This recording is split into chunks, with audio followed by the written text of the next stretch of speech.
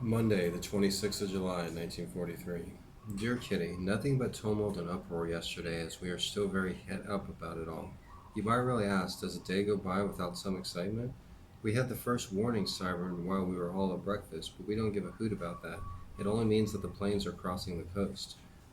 After breakfast, I went and lay down for an hour or so and had a bad headache. When I went downstairs, it was about 2 o'clock. Margot had finished her office work 2:30. She had not packed her things together when the sirens began to wail, so upstairs I went again with her. It was high time, for we had not been upstairs 5 minutes when they began shooting hard, so much so that we went and stood in the passage, and yes, the house rumbled and shook, and down came the bombs. I clasped my escape bag close to me, more because I wanted to have something to hold than with an idea of escaping, because there's nowhere we can go. If ever we come to the extremity of fleeing from here, the street would be just as dangerous as an air raid. This one subsided half after half an hour, but the activity in the house increased. Peter came down from his lookout post in the attic. Dussel was in the main office. Mrs. Van Daan felt safe in the private office. Mr. Van Daan had been watching from the loft, and we on the little landing dispersed ourselves too. I went upstairs to see rising above the harbor the columns of smoke Mr. Van Daan had told us about. Before long you could smell burning, and outside it looked as if a thick mist hung everywhere. Although such a big fire is not a pleasant sight, luckily for us it was all over and we went about our respective tasks.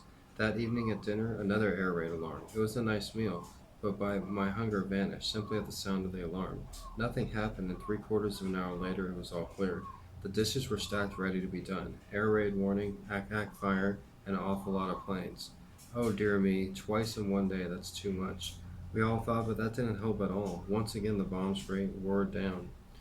The other side this time, on Schlippenhall, according to the British. The planes dived and climbed.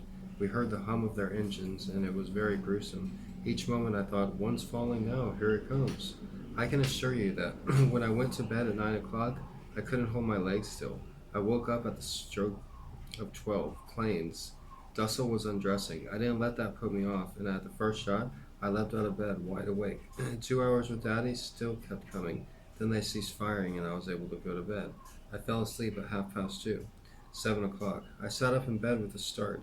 Mr. Van Dan's was with Daddy. Burglars was my first thought. I heard Mr. Van Daan say everything. I thought that everything had been stolen, but no, this time it was wonderful news, such as we have not heard for months, perhaps in all the war years. Mussolini has resigned. The King of Italy has taken over the government. We jumped for joy. After the terrible day yesterday, at least something good again, and hope. Hope for the end. Hope for peace.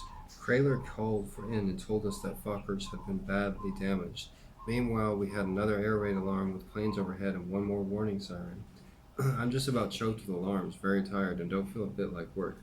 But now the suspense over Italy will awaken the hope that it will end soon, perhaps even this year. Yours, Anne.